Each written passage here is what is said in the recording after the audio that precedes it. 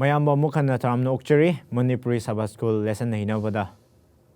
Mayambo amuka welcome tawjari. Ngasishu yamna muruoiba amasung yamna nungaiba para na hinagani.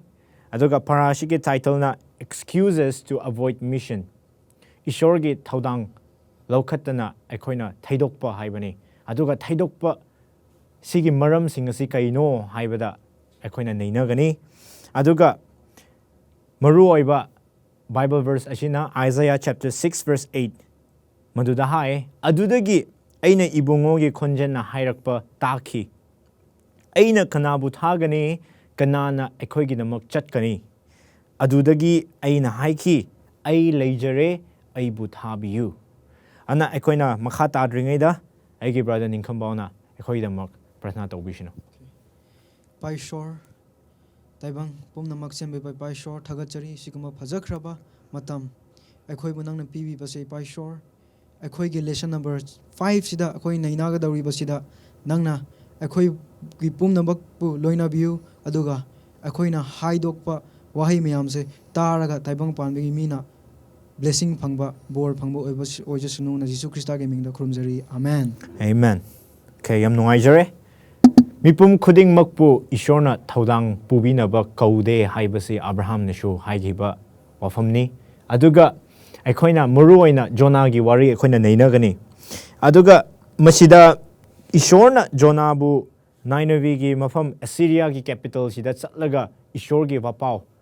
aduda leiriba phattaba pumnamak adu mana haidooga shengdooga moigi phattabadu haidooga Ishorgi afabadu karino haibasi mage pautak pibiyu haibasi ishorna pibi ke ba thaudangni aduga Nineveh gi mafam asi Jerusalem digi kilometer chamapan lapani hai aduga masi tha ama changi hai lambi chapasi ko adubu aikoini yengma matamda Jonah asina mafam aduda chatning khide hai Karigara hairabadi mafam adugi phattabasing aduga mafam aduda maram yam laiki hai aduna adugi matam adugi maram da aikoina hojik Sunday Monday Tuesday Wednesday asida aikoina nainagani aduna aikoina hojik ishorgi mi ama oina Jonah asina ishorgi mi ama oina ishorna thaudang pi hiba thaudang adu karigi mana loning dabra haibase aikoina hangba yaba wafamni Ishorgi mi ama oina ishorgi sebokni haina leiba mi ama oina ishorgi thaudangsi karigi loning dabra haiba matamda aikoina madugi damak aikoina Sunday portion da yengisi Sunday portion da yengma matamda ahanba Jonah na karigi chatning khidabra aduga aikoigi punsi da su aikoina ishorgi thaudang lokhat tabida thaidokpa yaba ahanba maram asi Sunday portion da aikoina yengma matamda akibani hai Ana aikoina Nahumda Second King da masida aikoina paba matamda maram ahum piduna leiri karigira Jonah na kiribasi karigi Assyria da chatning daba Nineveh gi mafam asida karigi chatning dabra haibagi maram asi ahum piduna leiri ahanbada Nineveh gi lanmi sing asi yamna kanba maithiba phangriba lanmi singni hai aduga moi asi Israelites ki matamda yamna kanba ko lanmi gi maramda khatnaba gi maramda moina lan chatpada yamna kanba mafamni aduga yamna kanba lanmi amani haiduna leiri ana maram ahanmani ani shubadana Sennacherib haiba ningthau asina Nineveh gi shahar aduda yamna chawba ningthau leifam ama yum ama sagatli hai madu kyam chawbra haiba matamda lishing ama ga chatruk foot wangba yum sagatli hai aduga low kaika adugi mafam adugi isingi damak mana isingi lambi kilometer 60 shuba 65 shuba mana lambi semki hai ising lambi aduna asigi chawba asi yengma matamda kiningai oi hai mi amagi damak tadigo aduna Jonah gi akiba maramasi ani shubada mafam adugi achawbaduni hai aduga ahum shubadana mahakna karigi kibra haiba matamda maduda leiriba mi singasi mi hatpa kidaba mi singni hai aduga ot neiba ko ot neinaba aduga moina hainadaba moina pamdaba mi singbu khudakta hatpa ngamba khudakta moina chairak piba ngamba mi singni hai aduna jona asina kiribasi maram asi ahum gini hai aduga chap manana aikoina ngasi gi Sunday portion sida aikoina loba yabadi karira haiba matamda aikoi gi punchi da su aikoina chatka doriba lambi asida akiba yam thengna ga dori ko adubu lesson sida kari hairibra hairibadi akiba sina aikoi bu namda handana ishorbu yengaga ishorbu yengduna magi lambi mana pibiriba thaudang asi puraga aikoina chatkadabani haibasi ngasi Sunday portion da aikoibu haiduna leiri anna hojik Monday portion da agi brother Koringam mana lobigani mabu matam pijari tagatari koi brother Chipem ne shu haikre ado akoi ani shuba mana excuse biba ko asi karira hairaga false views mana oina taina khankhiba ko mana ishorgi maramda haisa akoi sida thirak ishorgi maramda thara oina taina khanba moiba ko sida Jonah amagi 1 verse 1 to 12 yengbuda Jonah se kibagi maramna ahanba kibagi maramna chele haye ko ani shubada hajiki false views oina taina ishorgi wakhan tawkhiba chen makan sida kri oibra hairaga moise Nineveh da ishorna challo haibne ko adubu mana yadraga Jopa da challaga aduda hi tongraga tarsi chanai tawe haine adubu wari se aina sumai samna lirakpada moise chatpada nungsit yam kan khi hai moise si gidawgi type ta adu Jonah di tumraga lei ko moi challaga Jonah bu haugar hankre nang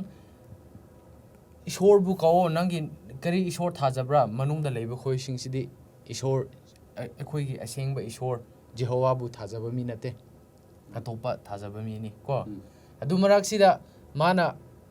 nangi ishor kawo khoi bu kanbi na ngai khoi si dawre moina haye aduga moina kana gi marala hairaga thidok pakan sida Jonah da tare haine adu kan sida Jonah na kari haibra mase ningam da ba hore adubu aina ekhoina khanggadau ba mana ishorna aina ishordagi thaidokraga chain khibagi maramna akhoi awa nang sismai thungbani ko haibidi khangba adubu mana ngasai oina taina ishornda khangkhibdu ishor se adu already ishorna aibu yadabani na akhoi gi lesson na haibda magi chumdaba wakhanse thainagi tradition ko mina yanaba gi type ta isingi lai lei asigi lai lei haibagi type ta moise laladi sacrifice ka thokpa pame haye ko parana haibda ko adugi Jonah sina moida adugi culture duna mase masu influence tawkraba adugi damakta aise khut punbiraga verse 1 verse 12 ta yengbada aibu samudru manungda hundok pikro oh yes adudagdi ase nungsit gumba loina phakrani sineba mase hunkhre magi view do adubu ishor se second chance ke ishor ne ko ani rak chance piba ki ishor ne ko mabu Jonah bu sihan khide adubu nga chauba tharaga nga na yotkhi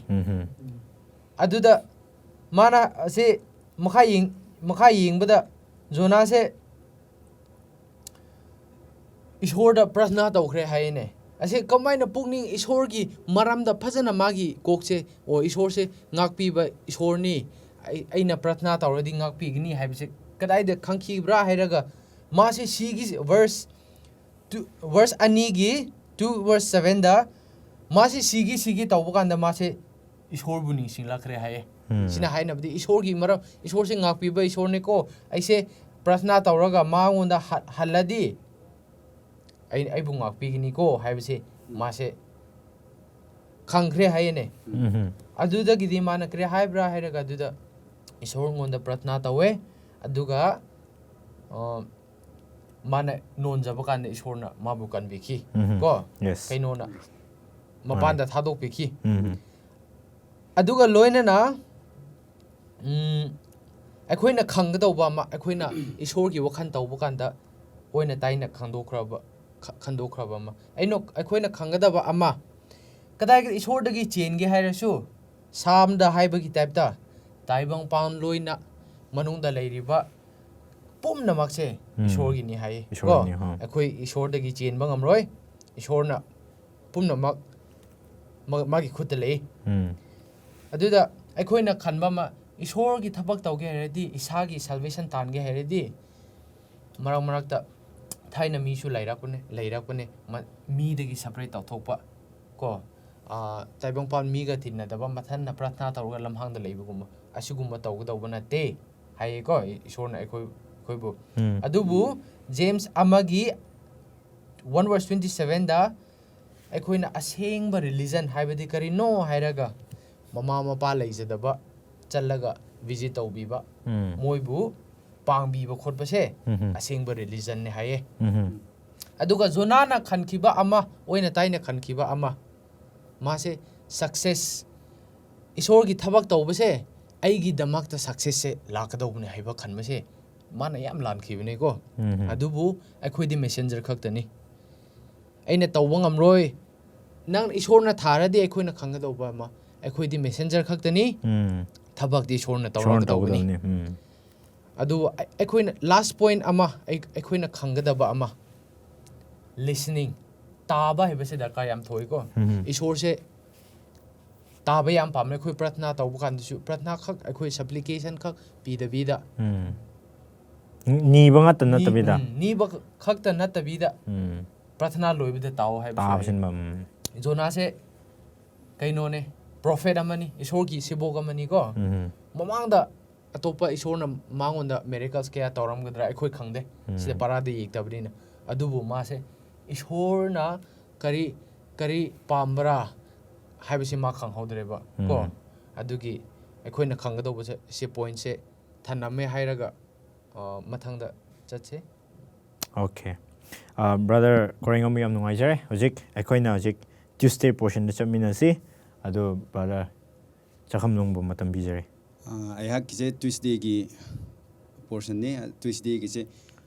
our excuses inconvenience inconvenience hai biche exactly maitelonda translate tawba ngamre adubu aina adum mafam matam khudong cha daba haina adum translate tawjarage mafam matam khudong cha daba hai biche jona gi wari gi ngakta nainarani asigi kaino gi se haji ki se ngasi gi se aje jona je kamain tawbra haira ma se tan khiba Nineveh चतनब थबक तो ईश्वर न पीब थबक तो चतप तनलगा महाक से अतोपद चतप मतमजिदा माना ईश्वर न पीबीबा थबक अदु निनेवेगी मी सिंगबु कनबीनबा ईश्वर न mission पीरकबा थबक अदु तौदबगी महाक न अरानबा जजमेंट तौई है करिगिनो हायदि अखोइगी मागी अतनबा अदुना महाक से mine तौखरे ngaadna yotlaga amuk mapanda amuk kanbikhre aduga mahak ase nga gi mabuk manung da kanbiba matam sida ishor bu thengna kiba matam da aduda mahak se thengna su mahak ki wakhan pura hongdok pa haibdu laite hai aduna ma cha asigi akhoi gi tuesday gi lesson sida ma tanna ma si ishor gi mission je purga chakre चलगा मासे अमुक निनेवे दुदा चतप मतमदा मी सिंगजे अदुम जोनागी पाउजेल दो तादना पुनिंग होंगदना तन्ना चलसु ईश्वर की promise mission असिदि करिसु a thing PB दे हाय कोई lesson सिना God mission carried out तनबा ईश्वर की mission carried out तनबा मागी अतनबा मयामदना करिसु a thing अपनबा P दे अदुगा अखोई lesson सिदा point out तौरीसे अखोई अतन मसिना एक्सक्यूज तौरगा अखोई की पुंसी सिदा मी न यौबीबा ngamdaba जगह दुदा नत्रगा ईश्वर की पाउजेल तादबा मी मफम सिदा अखोई हाइदोक्तरगा अखोई की युमदा काददा नत्रगा अखोई लेफमदा दुम लेबा तारादी अखोई से अरानबा जजमेंट पीबगा चप मनाई है अखोई लेसन सिना पॉइंट आउट तोय अदना asigi achumba judgment taunaba si kari darka leibra harga humility darka lei hai minungsi leba minungsi leidaba humility minungsi leinaba darka lei hai akhoi gi matam akhoi gi paisa akhoi gi energy kathoknaba pangal pulap kathoknaba akhoi asigi darka lei hai yes akhoi gi anaba leirambi yai problem mayam leirambi yai paisa leiramdabi yai matam leiramdabi yai adubu akhoi gi sacrifice adu sacrifice do tawba matamda sacrifice tawrakpa matamda akhoi gi ishorna akhoi bu ishor gi mission je pangthoknaba kayamo akhoi bu chawkhat han bigadra haiba wakhanda akhoi thamraga encourage tawning ba wahidi ishor gi damakta akhoi kathorabadi ishor gi mission gi damak kariguma khajitang orju kathorabadi nangi punsi bu sijinaraga hauzik zona tan tatlaba tarasu nenebi mi mayam je kanbi phangki adu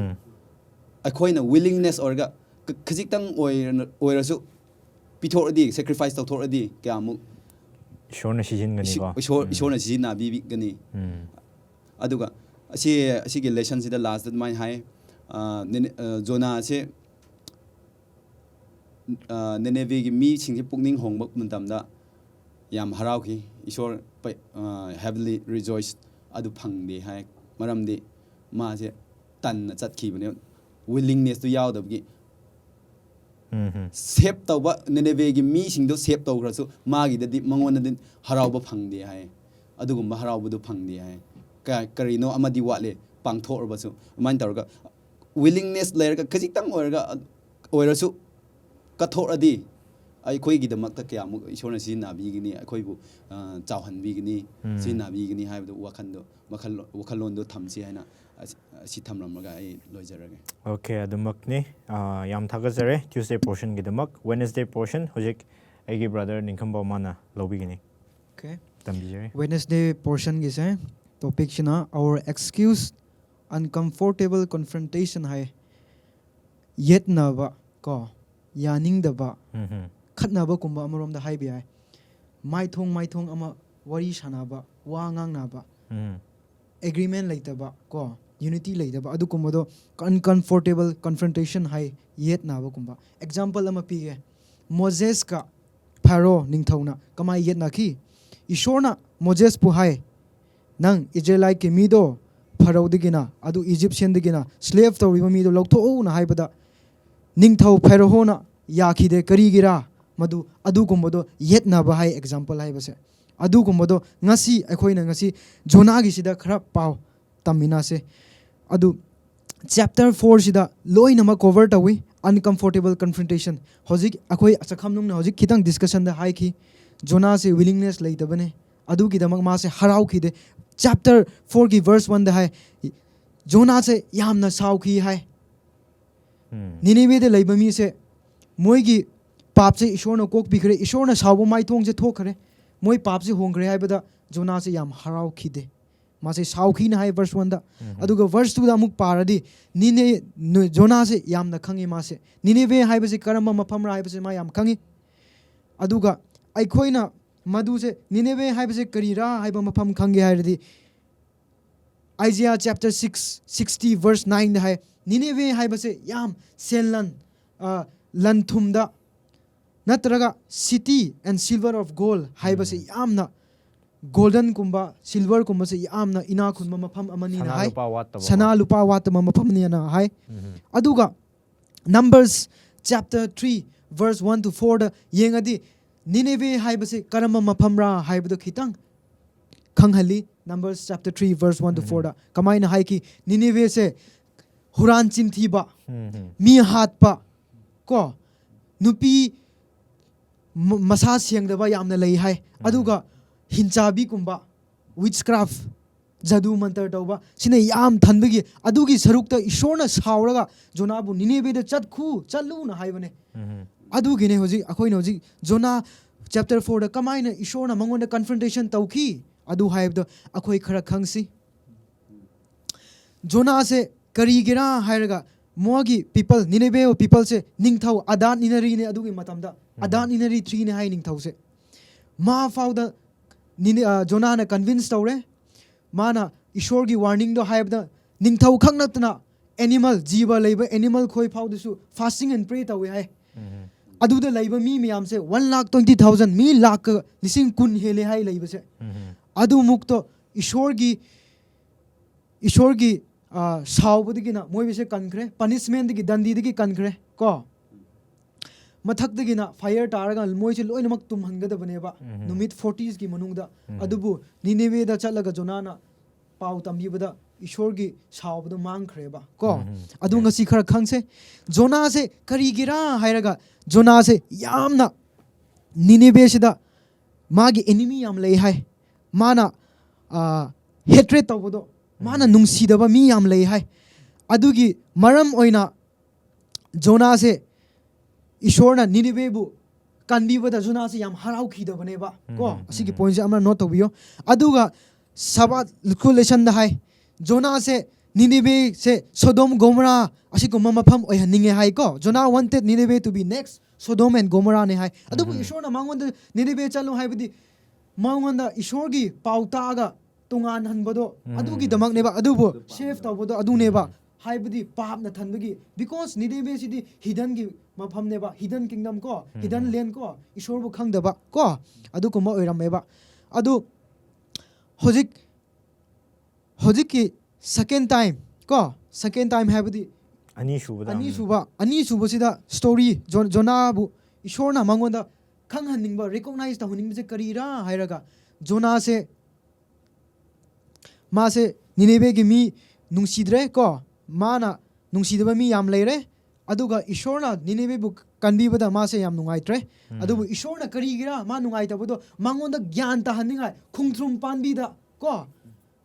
mangonda para ama ta hanbiki aduga Jonah se is city haiban mafam sida ma se shadow ko rest tawning ma chakre chathok baje khungtrum panbi ama lei ishorna mangonda rest tawning khungtrum panbi ama pibire aduda ma se rest tawre ko ma se aduda khar tumme hippe pothare pothabaduda ayung anta hawgat padi kari tawre shir le ame adu khungtrum panbi du sire ma se shadow phangdre ko ma potha pham lei potha ningai do ma nung sha do mangonda mamai da kap khre adu kap padi ke na ma se kari tawre saure ko adu saubudagi na ishorna mangonda para atide takpane ba mangonda recognize tawhanbodo Jonah se ma se yamna upanbi gi khungtrum panbi gi dama yam concern oiba ko concern oimandugi adu ma sauraga ishor ai hingningdre ai sibana phare na Jonah na hai khreba ko adu hai basida ishorna okay phare dum haire ko let it be ko nang saugi saurasunu aduga amu ishorna mu haiba mangonda nang upandi gi damak nang adamu khallaga upandi gi damak nang adamu nungsirdi prabhu ishor ai ri kamaina ai gi jati bu kamaina ai nungsiba lairoidra na ishorna mangonda adu khanghan baneba haibadi Nineveh gi disa mi la amaga kun hele hayaba laibase ko ishor bu khangdaba mi she adu natna jibasu layeba animals ko adu pumna makpudo kan hanningai dama ishorna Nineveh bu chalu haibaneba asigi parasida haibasidi ishorna Jonah bu confront tawbodo yetna bodo Jonah bu khanghan geda boneba khanghan ningba adu karigira hairaga Jonah se khangdaba ma leyeba ishor sidi nungsi haiba ko kokpi ba haiba ishor ni ba adu Jonah se ma khangdaba se ma ishor bu limit tawba adubu ishorna hangbadi ishor bu limit tawunu haibda mangonda parata khaning baneba pap tawba pap chenba phattaba ko hinsabi kumba phattaba mi hatpa chingthiba adu kumbado ishorna kokpiba adu kumbado kokpa ngambi ishorni haiba parado limit tawunu haibda ishorna mangonda tam khanghaning baneba adu mathangi parasida brother Daniel na akhoi gi damak amuka pana phajana haibigani okay am nungaijare hoi Thursday ai brother Daniel bu ma bu matam bijare aroiba oina khorumjari hojik aina aroiba oina Thursday lesson sida yetnagadaba si here I am send me haibne aisida lejari engonda thabiu haibagi topic ni ngasi ekhoina yetnagraba mogi Jonah gi wari asida ekhoina yam idea phangre last tawina chonagi kaino waria sida akoina yamna para loba yaba tamraga mana khaibudu kari ra ko haibudu akoina khangbo yaba yam yauri hai haibudi chona na aikoigi Nineveh se karamba mafamra haibam damda mipun ahat mipun leba huran bada kidaba mi hat bada kidaba adu kakdana dana yon bada kidaba Bible shu hai amuka Nineveh dagi phaba amosu thokta mafam amosu hai war place of war hai na shu langi mafam hai na shu hai akoi se khange Nineveh se karamba mafamra pattaba mafam Prabhu Jisu Krista gi paujel amosu leidaba mafam amani akoi hanasu haikre asui mafam asida Jisu Krista na o Prabhu Ishona Jona bu puthokna kautana mangwanda thaki kari gumba face topra haibu de akoi brother sing da loina haikre samna chatba matamda Jona na chaning da makai mana chatli mana wapau da puduna chatli Nineveh du yam phaba yam nungai ba ama oiki haibadi Nineveh mafam asi Jona gi mapandana magi safe oiba phangi hoi ma Jona mana moina karamna nungai bra haibu phangi de adubu mafam du di magi mapandana safe oiki asi ngasi topic asina akhoi bo yam challenge oiba topic ama oi hali ngasi sangsar sida prithibya asida Nineveh gumba mafam yam leiri hojik phoba mafam du da wapau du akhoi gi wapau du buduna chalaga Nineveh gumna safe oina ba mafam yam su leiri akhoi na panthok taba khangdaba akhoi na mitna uba phangdaba wani adubu akhoi bu yam challenge oi hali haibadi Nineveh mafam sida ngasi Nineveh mafam safe oiba gumna akhoi gi memory text ta hai ki ba gumna Isaiah 6 verse 8 ta karamna haibra hairaga kanana chatkani akhoi gi damakda kana bu thasira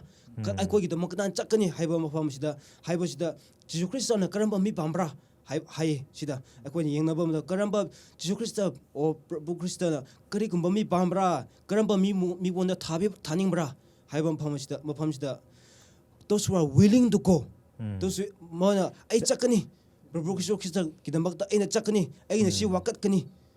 mogi chatuna aina magi wapausi aina seithokani haiba willingness leba misnu thaningi hai adu khakta nate karigumba karamba mi thaningbra haibam damda yamna humble hoiba yamna lemjaba nolokpa mi se Krishna pame hai adu khakna nate mi mayam su chatningba yai adubu calling to le loina ba bulai adubu losing da mi sina thalle hai sida akoina amuk yengnasi kari haibra hairaga Jesus Christ na karamna akoina karamna chatkera haiba matamda Jesus Christ na aina chakani haiduna thokhraba mi saktuna Jesus Christ na nang aduda chalo haibamda chakani haiba mi adu khadan natana Jesus Christ gi o Prabhu Ishor gi makhonduna nang aduda chalo go paujong du nangi paudu si sengtho ko haina hairiba wado tariba khai aina chakani haiduna Jesus Christ na mang thabam phamduda aina chakani ai Prabhu Krista gi damakda aise pause kathokni haina leba misingdo paudu misingdo khalle hai ngasi ai challenge yam oiba aikoina khangsi first ta haiba gumna kana bu thasira Isaiah bu kana bu thagani kana aikoi chak ai gi akhoi gi damakda chakani haiba matham sida Isaiah na Prabhu ai sida lejare aikona thabiyo haiba gumna aikoi kanana aikoi naha singna prithibya asida leiriba pau Prabhu Chukri wapau se talabam phamduda kanana sendokpa chakani kanana aina aduda chalaga wapau se kathokani haiba matamda kanana chak thokani aikoi ready lebra thaurang tawdun leibra thaurang toribra aina chakani haina nan lep libra haibudo aikoi khangba tai Isaiah gumna aikoi Prabhu Krista aingoda thabiyu haina ꯍꯥꯏꯕ ꯃꯇꯝꯗꯣ response ꯄꯤꯔꯛꯄ ꯃꯇꯝꯗꯣ ꯖꯤꯁꯨ ꯈ꯭ꯔꯤꯁꯇꯅ ꯍꯧꯖꯤꯛ ꯐꯥꯎꯕ ꯉꯥꯏꯔꯤ ꯍꯧꯖꯤꯛꯁꯨ ꯍꯣꯔꯦꯟꯁꯨ ꯍꯌꯦꯡꯁꯨ ꯍꯪꯖꯤꯛꯁꯨ ꯉꯥꯏꯗꯨꯅ ꯂꯩꯒꯅꯤ ꯊꯦꯡꯗ꯭ꯔꯤꯕ ꯃꯇꯝꯗ ꯑꯊꯨꯕꯗ ꯑꯩꯈꯣꯏꯅ ꯃꯥꯒꯤ ꯀꯣꯂꯤꯡꯗꯨꯗ ꯆꯠꯇꯨꯅ ꯋꯥꯄꯥꯎꯗꯨ ꯁꯦꯡꯗꯣꯛꯁꯤ ꯍꯥꯏꯗꯅ ꯁꯨꯃꯥꯏꯅ ꯍꯥꯏꯔꯒ ꯂꯣꯏꯁꯤꯟꯅꯤꯡꯉꯤ ꯑꯣꯀꯦ ꯑꯦꯃꯦꯟ ꯑꯦꯃꯦꯟ ꯌꯥꯝ ꯅꯨꯡꯉꯥꯏꯖꯔꯦ ꯃꯌꯥꯝꯕꯨ ꯐꯖꯅ ꯑꯩꯈꯣꯏ ꯉꯁꯤ ꯅꯩꯅꯈ꯭ꯔꯦ ꯑꯗꯨꯅ ꯑꯔꯣꯏꯕꯗ ꯑꯁꯤꯗ ꯑꯃꯨꯛꯀ ꯑꯩꯈꯣꯏꯒꯤ ꯍꯞꯇꯥꯒꯤ ꯆꯦꯂꯦꯟꯖꯁꯤꯗ ꯄꯤꯗꯨꯅ ꯂꯩꯔꯤ ꯃꯗꯨꯗꯤ ꯅꯪꯅ ꯈꯪꯗ꯭ꯔꯤꯕ ꯅꯪꯅ ꯈꯪꯗꯕ ꯑꯗꯨꯒ ꯅꯪꯒꯤ ꯅꯅꯥꯛꯇ ꯂꯩꯔꯤꯕ ꯁꯍꯔ ꯑꯗꯨꯗ ꯂꯩꯔꯤꯕ ꯃꯤꯁꯤꯡꯒꯤꯗꯃꯛ ꯅꯪ ꯄ꯭ꯔꯊꯅꯥ ꯇꯧꯕꯤꯌꯨ ꯍꯥꯏ ꯑꯗꯨꯒ ꯁꯍꯔ ꯑꯗꯨꯗ ꯏꯁꯣꯔꯕꯨ ꯌꯥꯝꯅ ꯆꯦꯠꯄ ꯑꯦꯗꯚꯦꯟꯇꯤꯁ ꯀꯣ ꯏꯁꯣꯔꯒꯤ ꯄꯥꯎ ꯄꯨꯕꯤꯕ ꯑꯦꯗꯚꯦꯟꯇꯤꯁ ꯃꯤꯁꯤꯡꯅ ꯂꯥꯛꯑꯒ ꯁꯍꯔ ꯑꯗꯨꯗ ꯏꯁꯣꯔ ꯈꯪꯗ꯭ꯔꯤꯕ ꯁꯍꯔ ꯑꯗꯨꯗ ꯂꯥꯛꯑꯒ ꯃꯣꯏꯅ ꯏꯁꯣꯔꯒꯤ ꯄꯥꯎ ꯁꯟꯗꯣꯛꯅꯕ ꯄ꯭ꯔꯊꯅꯥ ꯇꯧꯕꯤꯌꯨ ꯍꯥꯏ ꯑꯗꯨꯅ ꯍꯟꯗꯛꯀꯤ ꯍꯞꯇꯥ ꯂꯥꯛꯏꯕ ꯍꯞꯇꯥꯁꯤꯗ ꯑꯩꯈꯣꯏꯅ ꯑꯁꯤꯒꯤ ꯊꯧꯗꯥꯡꯁꯤ ꯂꯧꯈꯠꯁꯤ ꯑꯗꯨꯒ ꯃꯊꯪꯒꯤ ꯅꯩꯅꯕ ꯃꯊꯪꯒꯤ ꯄꯥꯔꯥ 6 ꯁꯨꯕꯁꯤꯗ ꯑꯃꯨꯛꯀ ꯑꯩꯈꯣꯏꯅ ꯅꯩꯅꯕꯗ ꯃꯌꯥꯝ ꯑꯃꯨꯛ ꯎꯅꯃꯤꯟꯅꯁꯤ ꯉꯁꯤꯒꯤꯗꯃꯛ ꯌꯥꯝ ꯅꯨꯡꯉꯥꯏꯖꯔꯦ ꯏꯁꯣꯔꯅ ꯑꯩꯈꯣꯏ ꯃꯌꯥꯝꯕꯨ ꯕꯣꯔ ꯄꯤꯕ ꯑꯣꯏꯁꯅꯨ ꯈꯨꯔꯨꯝꯖꯔꯤ